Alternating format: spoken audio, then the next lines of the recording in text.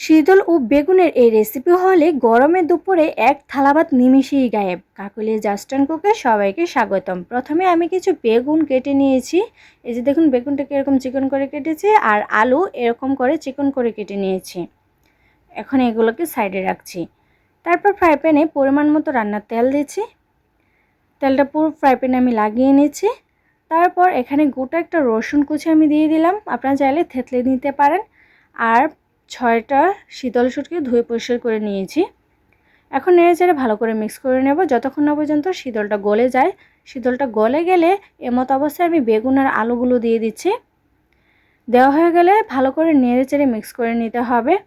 এই প্রচণ্ড গরমে কিছুই খেতে ইচ্ছে করে না। যদি এরকম একটা রেসিপি হয় তাহলে কিন্তু বেশ ভালো হয়। তারপর পরিমাণ মতো লবণ আর 1 চামচ মরিচের গুঁড়া দিলাম। ঝালটা আপনারা বুঝে দেবেন যে যেমন খেতে চায়। তারপর নেড়েচেড়ে ভালো করে মিক্স করে নিচ্ছি। মেশানো হয়ে গেলে এখন আমি পরিমাণ মতো সামান্য একটু জল দিচ্ছি, বেশি না। তারপর ঢেকে রেখে দিচ্ছি। কিছুক্ষণ পর দেখুন বলক চলে এসেছে। এমতো অবস্থায় আমি আবারও নেড়েচেড়ে ভালো করে মিশিয়ে নিচ্ছি। মেশানো হয়ে গেলে এখানে আমি কিছু কাঁচা লঙ্কা চেরা অ্যাড করছি, এতে করে স্মেলটা ভালো আসবে, খেতে ভালো লাগবে। দেওয়া হয়ে গেলে এখন আমি ঢেকে দেব। কিছুক্ষণ পর আবারও ঢাকনাটা সরিয়ে একটু নেড়েচেড়ে দিচ্ছি। আবারও আমি ঢেকে দেবো, আর চুলা আঁচটা একদম লো হিটে রাখতে হবে। কিছুক্ষণ পর ঢাকনাটা সরিয়ে দিচ্ছি।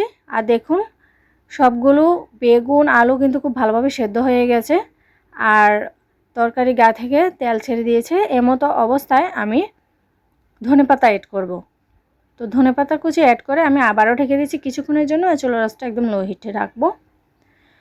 কিছুক্ষণ পর ঢাকনাটা সরিয়ে একটু নেড়েচেড়ে দেব। দেখুন ধনেপাতাগুলো কিন্তু নরম হয়ে গেছে।